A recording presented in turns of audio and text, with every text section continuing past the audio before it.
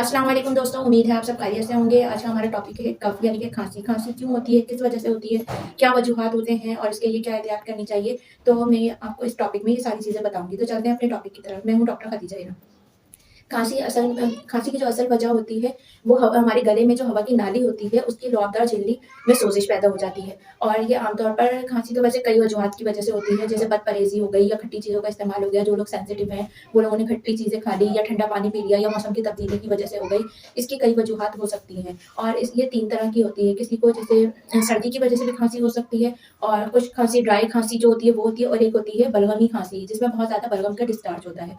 और तो ये 3 तरह की खाँसी होती है और जो सर्दी से खाँसी होती है वो ज़्यादातर छोटे बच्चों में या बूढ़ों में पाई जाती है और इसके अंदर अगर परहेज़ ज़्यादा नहीं किया जाए तो वो ज़्यादा मुद्दत तक के रहती है, ठीक है? और कुछ खाँसी में ये होता है कि बलगम बिल्कुल भी नहीं निकलता और गले में खराश होती है, बस अजीब तबीयत हो रही होती है कि खाँसी हो रही है, कभी रुक रही है, इस तरह की ठसके वाली खाँसी उठती है पर बहुत ज़्यादा ड्राइनेस होती है गले में और मरीज़ बार-बार पानी पीने की ख्वाहिश करता है, ठीक है? और इसके बाद आती है बलगमी खाँसी। बलगमी खाँसी में ये होता है कि पतला लेसदार रतुबत निकलती है जब भी खाँसी होती है या फिर बलगम वगैरह निकलता है। अगर बहुत ज़्यादा पुरानी खाँसी होगी तो गाढ़ा बलगम निकलता है और जैसा अभी रिसेंटली खाँसी हुई होगी तो पतला-पतला बलगम निकलता है। और इसके जो असबाब होते हैं गर्दो-गुबार या गंदगी की वजह से भी खाँसी हो जाती है, गंदी आबो-हवा या किसी को अमराज़ क़ल्ब हो यानी कि दिल का आर्ज़ा हो तो उन लोगों को भी इस तरह की खाँसी हो जाती है या सर्दी के दिनों में भी इस तरह की खाँसी उठ सकती है। तो अब मैं आपको बताऊँगी इसकी होम्योपैथिक मेडिसिन जो इसके अंदर बहुत ज़्यादा बेस्ट हो मेडिसिन वो सारी मैं आपको मेडिसिन बताऊँगी। तो नंबर 1 पे आ जाती है एकोनाइट। एकोनाइट जो है जब देते हैं कुछ खाँसी हो और मतलब ठंड में कुछ खाँसी हो, ड्राई हो और रात में बेचैनी हो और मरीज़ को मौत का खौफ हो कि मतलब खाँसी मुझे कुछ हो ना जाए, उसको इसी तरह का खौफ होता हो और शदीद की खाँसी होती हो और ये खाँसी रात में शिद्दत इख्तियार कर लेती है। और इसके बाद आ जाती है आर्सेनिकम एल्बम। आर्सेनिकम एल्बम में जो मरीज़ होता है उसको खाँसी बहुत ज़्यादा ड्राई होती है और ये भी खाँसी रात को ज़्यादातर होती है और मतलब सीने में ऐसा लगता है कोई घंटी वगैरह बज रही है, इस तरह की उसके सीने से आवाज़ मुसलसल आ रही होती है। खाँसी की वजह से मरीज़ नींद से बेदार होके जाग जाता है और बेचैनी होती है, पानी पीता है पर थोड़ा-थोड़ा सा।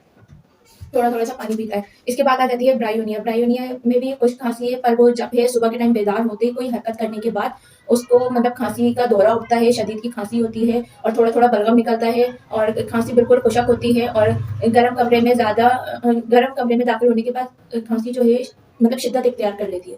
अगर जैसे मरीज़ा किचन वगैरह में जाएँ तो उनको खाँसी शदीद की हो तो यानी कि ब्रायोनिया के पेशेंट हैं। ठीक है? इसके बाद आ जाती है बेलाडोना। बेलाडोना हम जब देंगे कुछ खाँसी हो रात को ज़्यादा होती है और सोते-सोते जाग जाता है मरीज़, सीने में दुखन होती है, बच्चा खाँस-खाँस के रोने लगता है, चेहरा सुर्ख हो जाता है, आँखें लाल हो जाती हैं, ये बेलाडोना के मरीज़ के सारे सिम्पटम्स हैं। और हलक में भी मतलब ड्राइनेस होती है और खुश्क हो जाता है, रेड होता है गला, गहरा साँस लेना पड़ता है, ये सारी बेलाडोना की अलामतें हैं।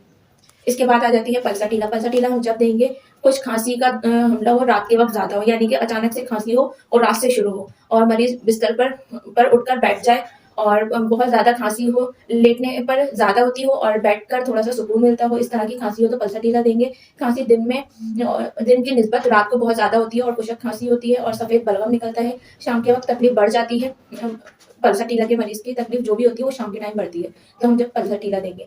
और इसके बाद आ जाती है कार्बोवेज। कार्बोवेज हम ऐसे लोगों को देंगे जो बूढ़े अशख़ास हों, उन लोगों को खाँसी हो रही हो और तो उन लोगों को हम कार्बोवेज का इस्तेमाल करवा सकते हैं।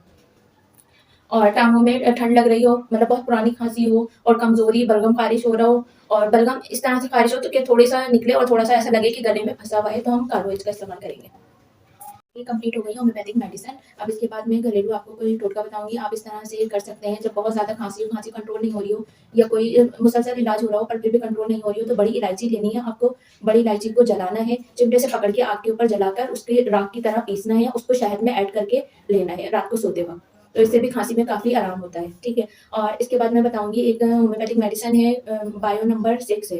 बायो नंबर 6 आप मँगवा के रख सकते हैं, ये खाँसी के लिए है और आपको जैसा जब भी ज़रूरत हो कि इसकी ना 3-3 टैबलेट दिन में 4 टाइम लें, नीम गर्म पानी से इंशाल्लाह जल्दी खाँसी कवर हो सकती है।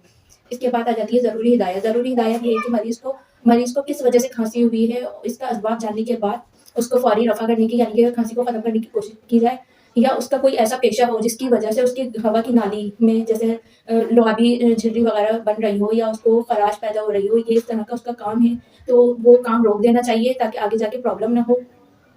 और सर्दी से महफूज़ रखना चाहिए। अगर उसका हाज़मा डिस्टर्ब रहता है तो उससे महफूज़ रखना चाहिए। कब्ज़ हो तो उससे भी मतलब दूर करने की कोशिश करनी चाहिए और आबो-हवा अच्छी होनी चाहिए मरीज़ के लिए और उसकी तबीयत के लिए वो मुनासिब ग़िज़ा हो। जैसे या तो फिर परहेज़ करवाया जाए, अगर परहेज़ ज़्यादा नहीं हो रहा है तो कम से कम ठंडा पानी वग़ैरह से एहतियात करनी चाहिए।